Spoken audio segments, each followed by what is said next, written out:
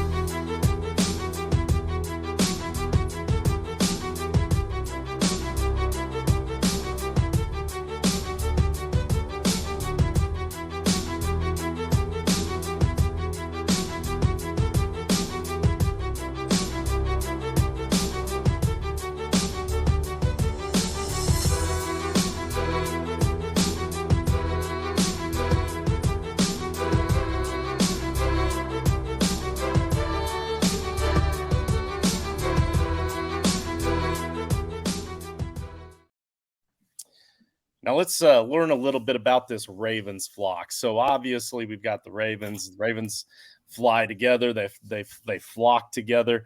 We're going to find out from a couple of experts that know all about the Baltimore Ravens exactly how far they're going to fly this season. So first, if we would, George, if you don't mind introducing our guest real quick, you've been staying in contact with them. You got a little bit better background here, so I'll let you introduce the guest if you don't mind.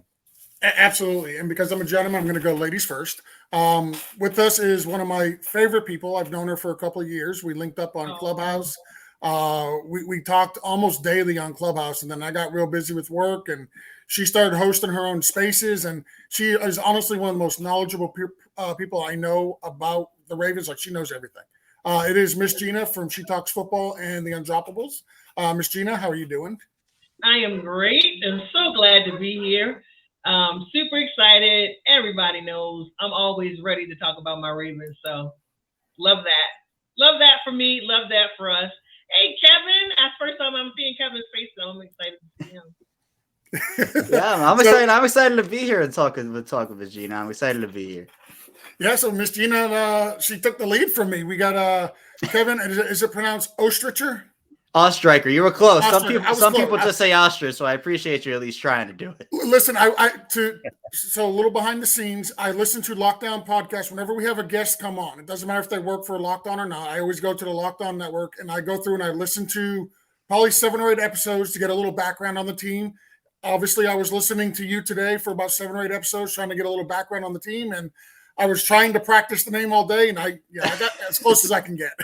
No, you were closer than most people get, so I give you credit. I appreciate that. So we do have Kevin. I'm just going to call you Kevin if you don't mind. That's we got Kevin from from Lockdown Podcast and the Ravens Wire. Kevin, awesome. Thank you for joining us as well. Yeah, I'm excited to be here. We're just a couple weeks out from training camp, and it's been a long off season. I know, especially for those of us who have covered the Ravens. The Lamar situation seemed like it was going on forever, but luckily he's back. We don't have to talk about it anymore. He's their guy, and I'm excited he is. So I honestly never had any doubt that Lamar would remain a Raven. I had steadfast. There was no way they were letting him go. They had all the leverage in the world to keep him. Even when they let him go out, test the market, see what he could get in the free agent market. Like, I knew ultimately whatever the way that they did that, he was going to come back to Baltimore. They were going to match whatever offer he got. So I never had any doubt he was going to remain a Raven. But let's start right there with Lamar, quarterback of the Baltimore Ravens, coming back. Miss Gina, let's start with you. What do you think about the contract? And I'd ask if you're happy that he's back, but I already know the answer. Oh, ridiculously happy that my QB1 was signed. As you said, it was a very stressful offseason as a Ravens fan. You go in spaces, I host spaces, I go in spaces, and, especially during the offseason, what do you have to talk about? The contracts and, who's going to get re-signed and who gets cut. And just the fact that we had this top 5 quarterback, and I don't care what anybody says, Lamar Jackson is a top 5 quarterback. The fact that you had a top 5 quarterback in the NFL who was, it had taken us 2 years, right, to get this done, like it was painful. Like it was painful for me because I needed this to get done. I needed to know that he was going to be with us. I want Lamar to be here for life. So that's the number one thing. Then number 2, it can get vicious in spaces, y'all. If you go into spaces on Twitter, it can get vicious. So you got everybody assailing you from the other, fan bases about how come y'all don't respect Lamar. You don't treat him right. You don't want him. He needs to go to another team. Like, just getting into it. Just every space you go in, you're just getting bombarded, by fans from other spaces. And it's like, I want the man signed. Like, what are we talking about?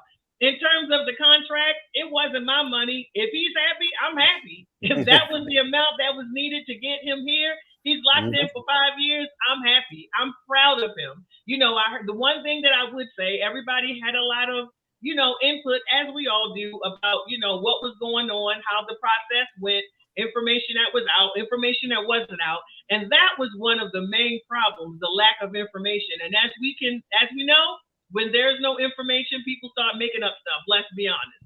People start making up stuff. They start talking to people. I don't know who people are, but they start talking to people. They have it inside, and all of the information was conflicting. It was conflicting. So I'm like, I'm just going to sit and wait and see. But my thing was, this man, he's conducting his business the way he wanted to. Whether I thought it was the right way or not, whether I agree with it or not, he's his own agent. He's taking care of his own business. And so I wasn't going to criticize him for what he did. This is his money. It's not my money. It's his life. And so I was in support of him. I'm not going to sit around and try to tell a professional player what they should or should not do. So I was in support, and it paid off for him. And now he's the highest paid, quarterback in the league currently. We know that's going to change because we know there are other contracts coming up with Joe Burrow and Justin Herbert and stuff like that. And basically, each time somebody gets paid, their contract is higher than the last. But currently, he's the highest paid contract. He did that himself along with the team he had behind him. And I'm stupid happy. I'm not just happy.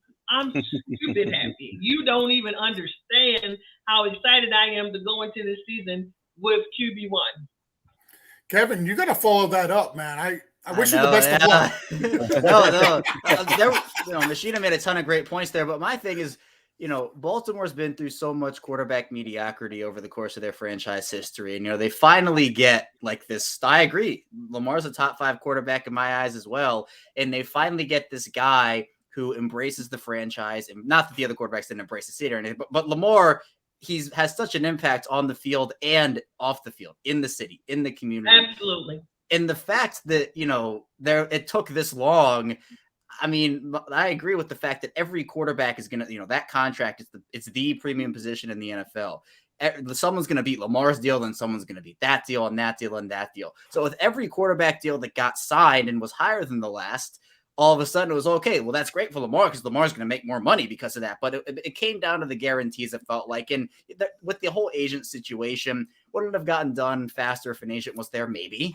Maybe not. But I also think that some of the information that got put out there were those conflicting reports, because we earlier had heard that, Lamar wants a fully guaranteed deal. He's not budging off the fully guaranteed deal. And then those reports started to shift to, as long as it's higher than Deshaun Watson's figure of guaranteed money, then it can be okay.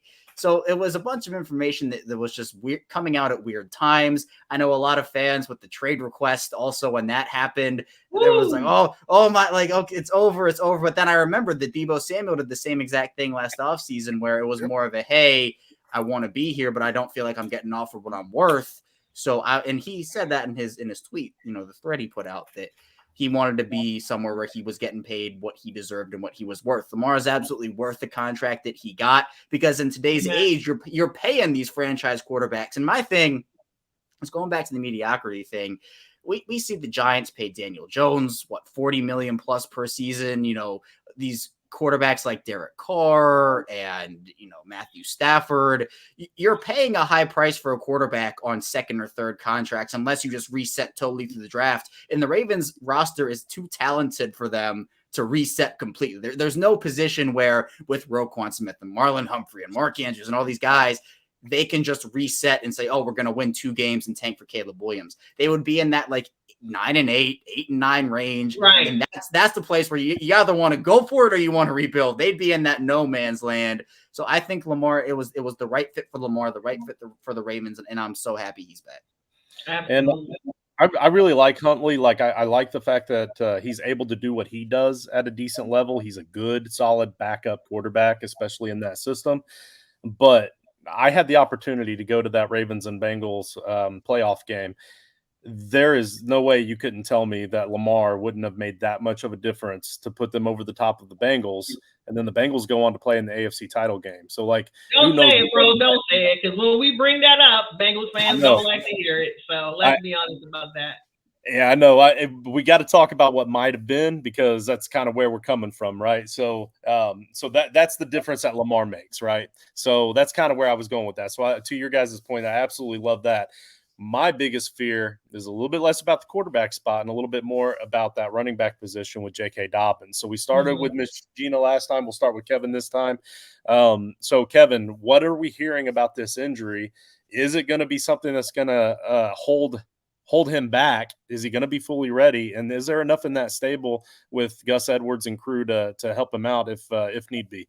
Well, I think the injury situation is, at this point, almost, if not all, cleared up. I think where we're looking with JK Dobbins is more contractually, where the presumed hold-in that he is going through right now, he is, put out a couple of tweets a couple of weeks ago, maybe it was about a month ago at this point, where he said, he loves Baltimore, wants to be in with the organization for life. And, it was kind of cryptic, we're kind of like, where are these tweets? Like, we love you too, JK, but where is this coming from?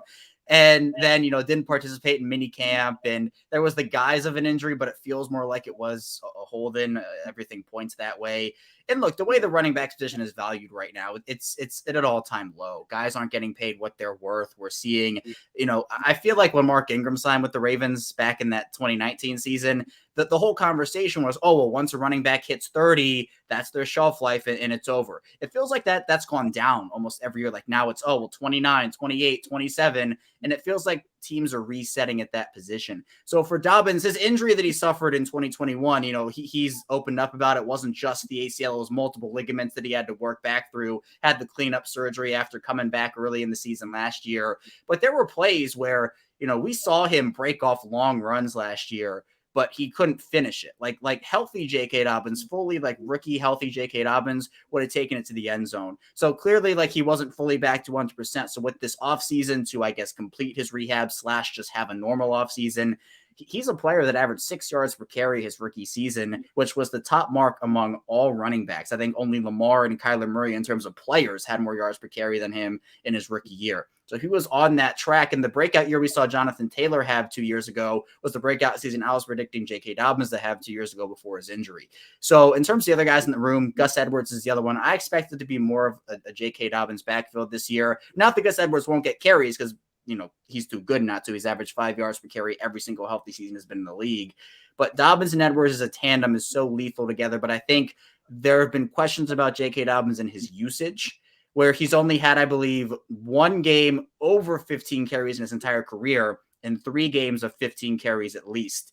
So he's been vocal about not only his contract situation, but his usage as well. With Greg Roman out, Todd Monken in, I think a lot of people are excited about that, myself included, to see just what this offense becomes. But they're not just going to abandon the run game because it's been so good for them. So with Dobbins, Edwards, Justice Hill in that equation as well, who's kind of come on as a nice little third running back option, they do have enough if J.K. Dobbins, gets injured again or holds out, which I don't anticipate happening, at least the holdout part of it. But I think with that trio, they're well positioned this year to continue their run dominance while also having at least a competent passing attack with Todd Monken's offense to go in there and unleashing Lamar Jackson in that aspect, which is huge to me.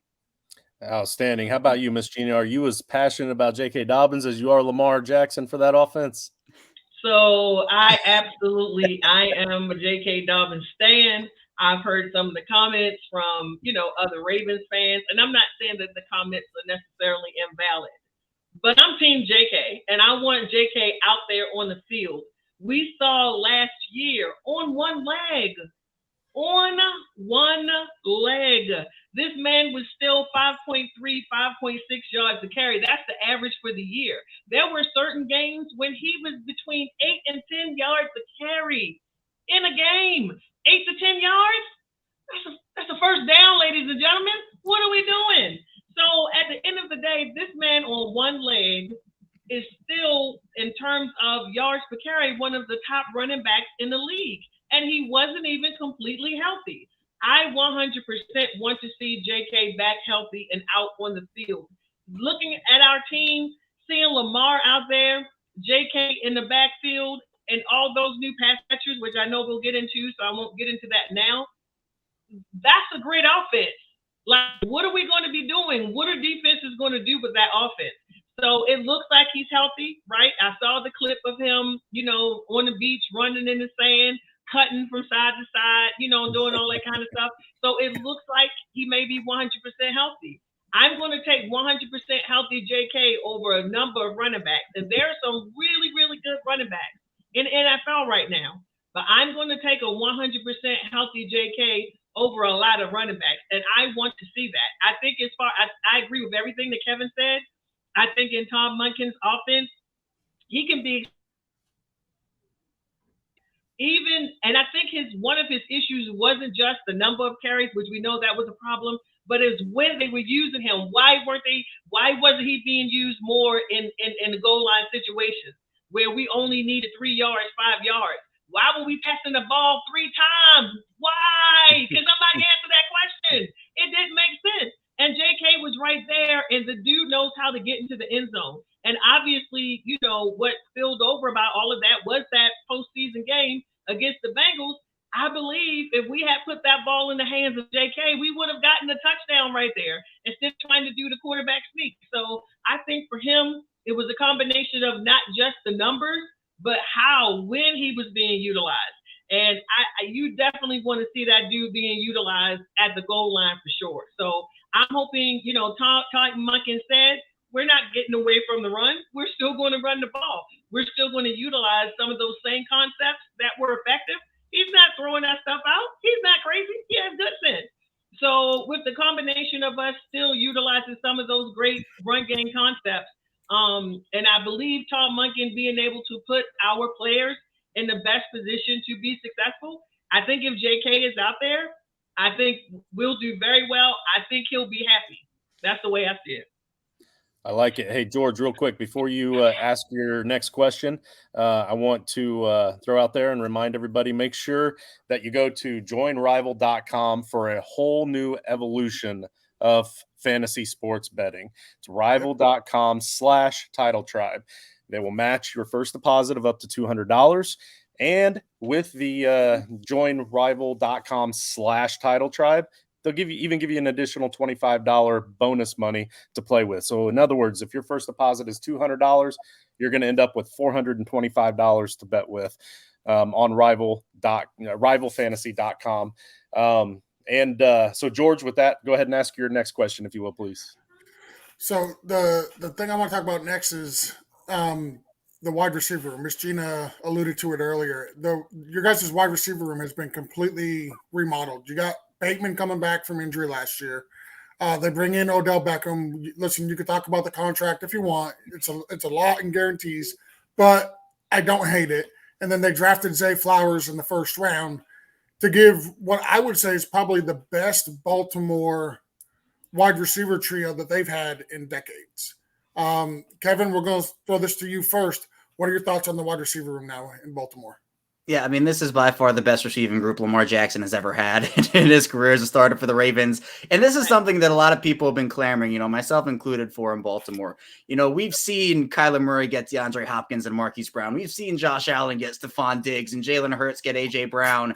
And the Ravens have given Lamar Jackson Sammy Watkins and Seth Roberts. And no disrespect to those guys, but they're not of that level. where we know Mark Andrews is, he is a top tight end in this league. He is a number one target for Lamar Jackson. And I feel like he's been kind of like forgotten in this whole thing. We're talking wide receiver, but Andrews is still there. But if Odell can just be a low end wide receiver 1 or even a high end wide receiver 2, that is more than Lamar Jackson has had. And look, Marquise Brown was great for the Ravens when he was there. I'm not trying to discount his time there, but now with Odell and Rashad Bateman and Zay Flowers, that's great. And the Ravens' philosophy last year, like, I understood what they were doing. I didn't necessarily agree with the whole thing of just only keeping young guys, but I understood it. But the thing was, we knew that if Rashad Bateman went down, that whole room was just, it was too unproven and there just weren't enough guys. Not only did Bateman go down, but Devin Duvernay also went down. So essentially you were working with Demarcus Robinson as your number 1. They had to sign Deshaun Jackson. They signed Sammy Watkins for a second go around. And that wasn't, even though Lamar got injured, that wasn't enough even for Lamar, even for Tyler Huntley to work with. So now you have the top 3, plus it was Devin Duvernay, plus Nelson Aguilar. And I always tell the story. It was so funny because, Ms. Gina, I'm sure you remember Nelson Aguilar was the first signing of the offseason for the Ravens. Right. And the whole fan base said, not again. They can't do it again. Adding a 30-plus veteran, 30-year-old guy. And I was saying, look, it can be a move, but it cannot be the move. You cannot do this again where you add in Aguilar's a fine receiver. It's like 4 or 5. That's fine. But if you're bringing him in as the only fix to the room, it's the same thing they've been doing for years. So Aguilar is great. They have enough depth. And now the great part of it is that if Beckham does have to miss a couple games, if Bateman goes down for a period of time, you feel a lot better about Zay Flowers stepping up. Devin Duvernay is now your 4 or your 5 instead of your 2. And Aguilar can be a veteran presence too. So they've positioned themselves a lot better this year, especially in an offense with Todd Monken that we have heard from John Harbaugh and Monken himself and even Lamar. They're going to be throwing a lot more this year. I'm excited for that. And again, the word is unleashed. I think he's going to be unleashed in this Todd Monken offense this year. Lamar Jackson is. So I'm excited for it. All right, Miss Gina, tell me about how excited you are for those wide receivers. First of all, let me take you back to Resurrection Sunday, bruh. Now, I'm a Christian. I love God. Resurrection Sunday, it means a lot to me. But when we got the announcement on Resurrection Sunday that we had signed OBJ, bruh, I was like, the Ravens are rising from the dead. How appropriate was this? That we got the announcement about OBJ on I will never, Lord forgive me, Lord, I love you. But I was excited about OBJ on Resurrection Sunday, so please understand. So yes, that was absolutely, we lost our minds. Not as much, of course, as when we signed Lamar. That was a whole nother thing. But we lost our minds when we found out we got OBJ. And it started immediately. If you look out on the timeline, all these fans from all these teams wanted OBJ to get signed. As soon as OBJ is signed from the Baltimore, what do you start seeing?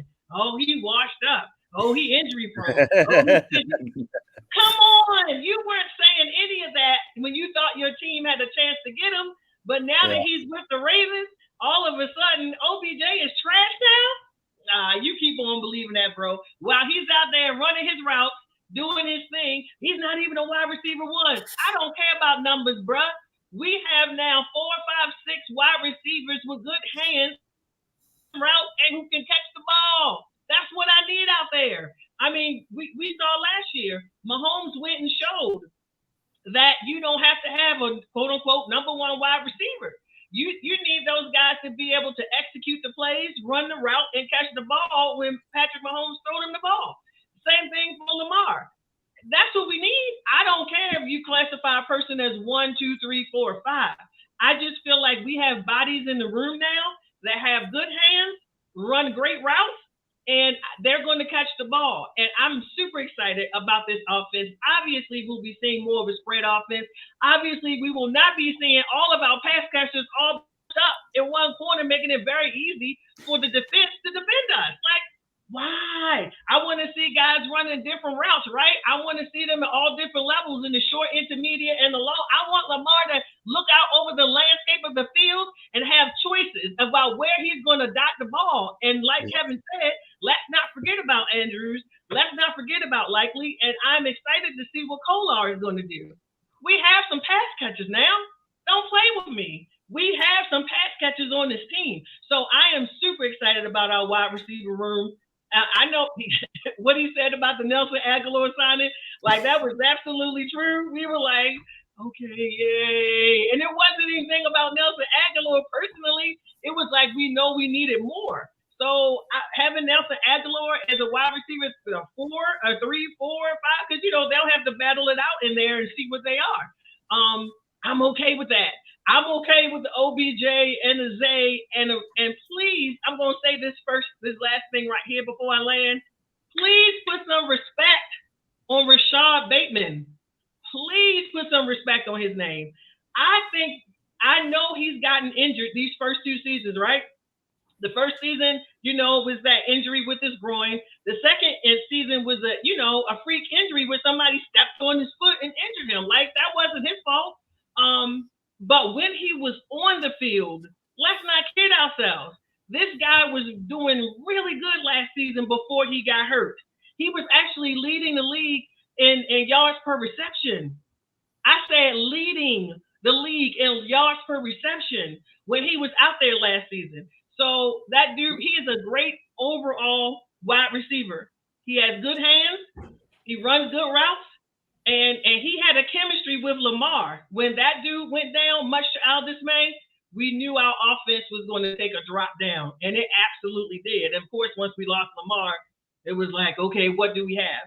So please put some respect on Rashad Bateman's name. I believe if this team can stay healthy, this wide receiver room can stay healthy, let's see what y'all do with that. I just want to see what these defenses are going to do to defend the pass game now and the run. Our offense was more one-dimensional, more so, right?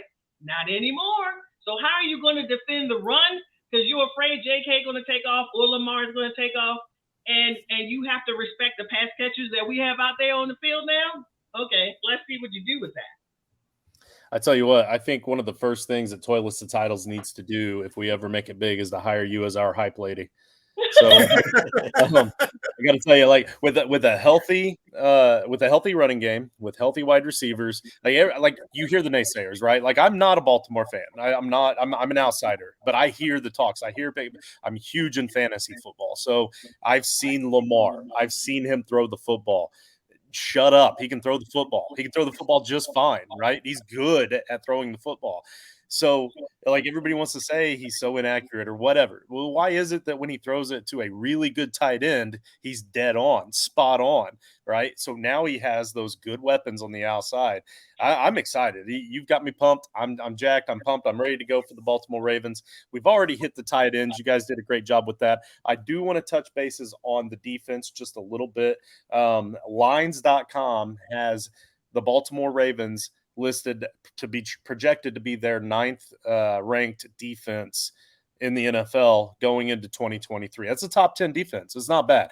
In years past, respectably, the Ravens have always had a pretty solid defense. Right. Imagine this offense with a top 10 defense. What I want to know is, what did they do in the offseason? And we'll start with Miss Gina on this one. What did they do this offseason with that defense that makes you a little bit more excited than what you saw last season? So it goes both ways. Typically, we're a top 5 defense, right? So a lot of times between like 2 and 3. So dropping down to 9, okay. And I can see someone thinking that because we lost Calais Campbell. He was a true run stuffer.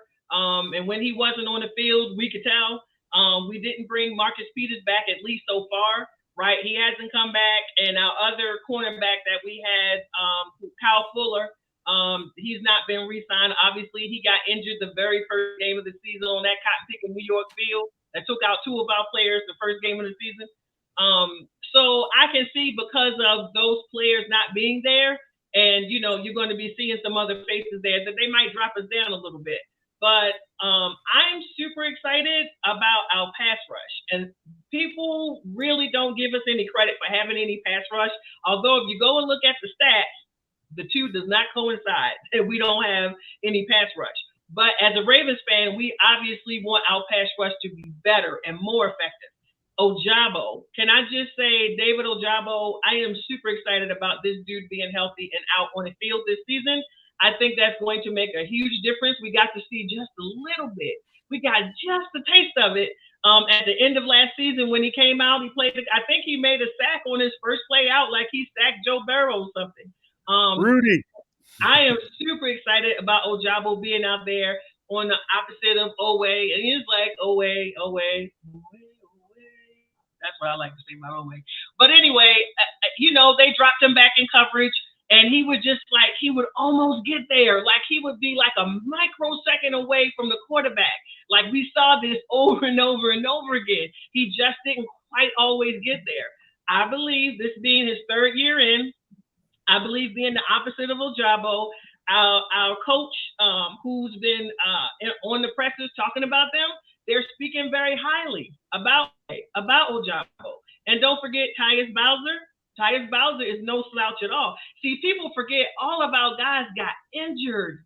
They were all injured. Last season, we started the season with just Owe and Justin Houston, and that's all that we had. They literally had to play all the games, virtually all the snaps. They were exhausted.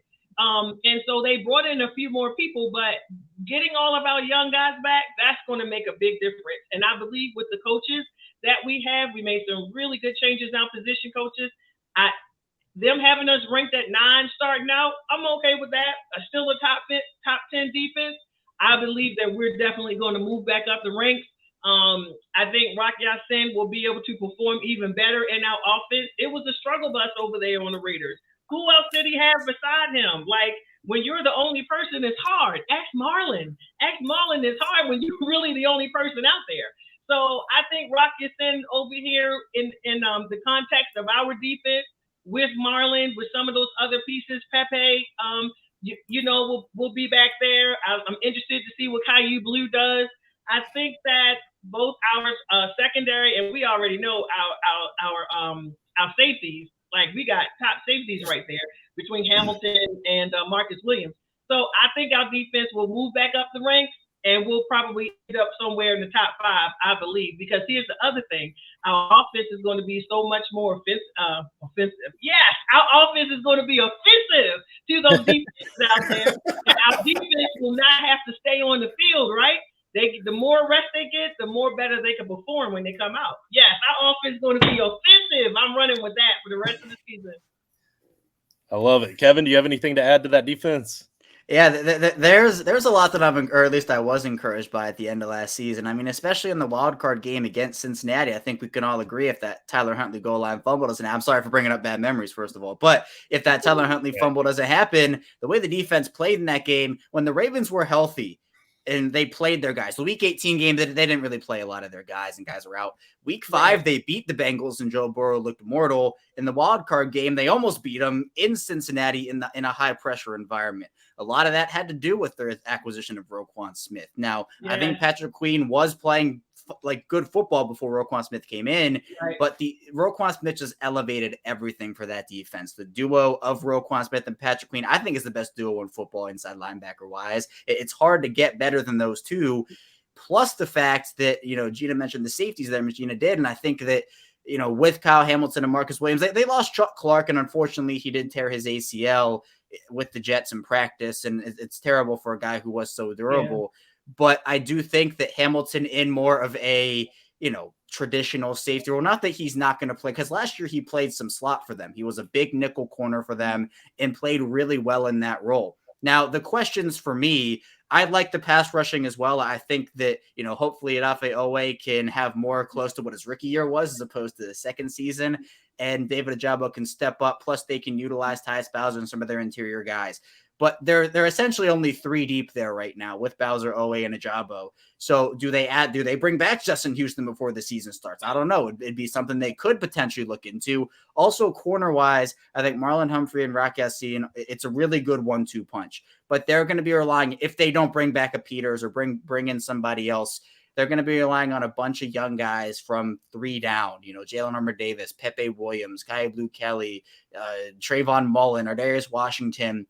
They'll probably need 1 or 2 guys to step up from that group, and we'll see if they can. So I think all around the Ravens, and also this is Mike McDonald's second season. We saw him kind of have to grow into an NFL defensive coordinator. I think the Miami game is one where, Lamar was incredible in that game. They should have won it, but the defense blew that 20-plus point fourth quarter lead. It was something that, you see it happening before your eyes. And every time the Dolphins got the ball, you're like, oh my God, they're going to score again. And they lost the game that way. But after that, Mike Macdonald, and also I give Kyle Hamilton credit for his growth. He also had the same kind of trajectory Mike Macdonald did.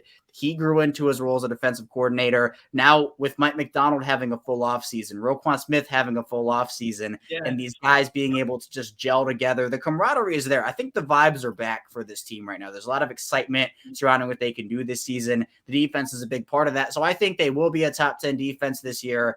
And I think they can definitely creep up into that top 5, especially if they have a good start. The first 5 weeks of the season, they get done with all their AFC North road games. Pittsburgh, Cleveland, Cincinnati. All those are done after week 5. If they can go 3-0 in the division, 2-1 in the division, I think would be fine. They have to get off to a fast start. And if they do, I think this defensive unit could really help an offensive unit that might not need it because of everything that's going to happen with Todd Monken and Lamar. But I'm excited for the defense this year. So you talked a little bit about going 2-1 in the divisions, maybe starting 3-0 within the first 5 weeks within the division. That's going to lead me to my favorite question of the entire show. We're gonna start with Kevin, then we'll go to Miss Gina to wrap it up here. What is your prediction for the record for the Baltimore Ravens at the end of the year? I think I go back and forth on this one a lot. There are 3 different subcategories I put it into. I'd say like low end, then medium, like maybe realistic, and then like very high end, like, okay, everything's going well. I have Baltimore in like the 12-5, 13-4 range right now. To me, I think 12-5 would kind of be like, okay, like that's a good year for them. 13-4 would be, really good. 14-3, I think would be like, oh, that's awesome. Like, they're a top seed and that's great. You start getting to like 11 wins and 10 wins. Not only the AFC North, the AFC conference is so loaded this year. Like it is. The AFC North could send 3, maybe even 4 teams to the playoffs. I have like 12.5 playoff teams in the AFC right now. The Raiders, exactly, Kevin. Exactly. Right? Because the Raiders I count as half a team because I don't know what the heck's going on with Jimmy Garoppolo right now in Las Vegas. But there are so many good teams. So we're gonna look back, and once we hit like final week 18, seeding's done. We're going to say, how in the world did like these 4 teams not make the playoffs with like 10 wins or 11 wins? I think Baltimore's a playoff team this year. I give respect to Cincinnati. I say it's their division right now because they've won it the past 2 seasons. That does not mean Baltimore cannot take it from them this year. I think that they have enough to do it. Yeah, they have enough, I'd say, to take the division, but it's going to be a matter of we're so excited for them on paper this year. I think everybody in Baltimore is. Can they take the pick? Because I remember when people were calling Cleveland like the paper champs for the past like 5 years in a row because they signed Odell and they signed Jarvis Landry and all those guys. But I think Baltimore, if they can translate what they have, the pure raw talent onto on-field success, this is a team that definitely can be in that 12-5, 13-4, maybe even 14-3 range this year. Ms. Gina, your projection for the end of the season record? Yeah, so I do not disagree with anything that Kevin said. I think a basement minimum is 11-6, and for me, 11-6 would be a losing season for us. Like we got 10-7 last year. You know what I'm saying? With Lamar not even finishing, when we lose major players, we can still do 9-8. 10-7, 8-9 worse. So I think 11-6 is really like, something did not come together. Even though it's a winning season, it's not winning enough for me. So I agree with him at the 12-5, 13-4. That really should kind of be where we fall out for sure. And if things really line up, all the stars align, all the stars on our team align on both sides of the ball. And don't forget special teams. I never forget special teams. I don't. So this is what I've been saying. I've been given a floor of 11-6, 12-5, and I've not been given a ceiling. I'm not going to put a cap on it. We're going to do what we're going to do. So I'm going to say 11-6, 12-5 is the floor, and I don't have a ceiling. And we're just going to see. We're going to ride this thing until the wheels fall off, and hopefully that falls off in Vegas. It's Vegas, right? Hopefully the wheels did not fall off, but we get the job done ending up in Vegas and we get the job done, and then we can all jump on that happy Super Bowl winning bandwagon. But I really feel like we are Super Bowl contenders this season. I don't see why we would not be. We've been considered contenders in the past, and we know injuries are undefeated against our team. They just are. They're undefeated against us. If our team can stay healthy, there isn't any team that I believe that we cannot beat in this entire NFL. I am not afraid of any team in the NFL, period. When the Ravens are playing Ravens ball, we can beat you. As long as we're healthy, we can beat you. And I can say that more confidently going into this season with our new OC Todd Monken, which I believe is going to run a much better offense, right? We're not going to be the same thing over and over and over again. It's going to be a spread offense. We're going to utilize all our weapons. He seems to know how to utilize all of his weapons on the team. And then pairing that with the defense, this is once Kevin, you can attest to this. It seems like throughout the history of the Ravens, one side of the ball is up and the other side of the ball is down. Yes. We never get to have both sides of the ball up at the same time. You can go back and look at all the seasons. Defense was killing it. Offense was slacking off. A few years offense was in there. Defense couldn't get it done. It's like, what is it? Why can't we get it all together at the same time? For me, this year, it feels like the year where we're finally going to have them both together at the same time. And if that is the case, who's going to stop us, boo? Who is going to stop us? People going to want to look back on this. They want to clip that and throw it back out of my face if things don't work out. And if things don't work out, they don't. But from where I'm sitting right now in my seat, I'm going to say, who's going to stop us, boo? If both of these things roll into this season the way it seems like it is, maybe things are finally aligning for us, and we'll be able to hoist number 3. That is what I'm hoping and praying, that we will be able to hoist number 3. If you're not as passionate about your team as Miss Gina is about her Ravens, yeah. Are you really a fan of your team? Because you can just hear and tell the passion when she talks about the Ravens, and I love her for that. I absolutely, Miss Gina, I love you for your passion. It's awesome. Hey, you talk about clipping it. We just might have to for one of our YouTube shorts. All right. Well, one thing that you guys have going for you is that the last game of the regular season, you face the Steelers. And we all know that Mike Tomlin's going to have lost that team by the end of the season like he does every year and somehow keeps his job. But anyhow, I'm going to move on. We're going to go ahead and move forward. So I had to throw out that little bit of a shot as a Colts fan. That was some shade. All right. So I wrote down a few things that I learned because we bring you guys on. This is something new I'm going to try to do with some episodes, but we bring you guys on to help teach us guys that are from the outside looking in. So here's what I learned today. I learned that the Raiders are a half a team. They are. I learned that Kevin, you're one of the absolute best Locked On hosts that we've had on here, and we have a lot of them on here. You've done an amazing job with us. I'm gonna have to download Locked On Ravens now myself and start listening to you on a regular basis. So we appreciate you coming on. We appreciate your time for sure. You guys can check out Kevin right here. All of the stuff is down there at the bottom, but Kevin, we appreciate your time. Yeah, thank you. I wrote down that I learned from Miss Gina that she has one of the absolute best levels of passion and knowledge combo of any Ravens fan I've ever met. And we will be clipping you for a YouTube short at some point. I don't know when. I got a lot to choose from. You gave me a lot of material, but we'll get at least one good one out of you. So Gina, again, we thank you for your time as well and appreciate you. Thank you for having me. Anytime to talk about the Ravens or just football in general. I love all NFL. I'll talk about all teams. But yeah, to talk about my Ravens, absolutely. Kevin, it was really so good seeing you being on this podcast. Yes, it was good to see you too. I know we haven't met before. I'm glad we were able to do it here. It was a pleasure. Sure. Right on. And I also wrote down that George is obviously absolutely amazing at lining up guests because he got some killer guests for this one. So great job to you, George. And the last thing I wrote down is that I look damn good in purple. Like I need to start wearing Look at that. Yeah. All right. But anyway, that's it for us. So we're rooting for the Ravens. We're hoping for the best for you guys, for your team. As always, good luck to all the teams out there. But that's it for us for today.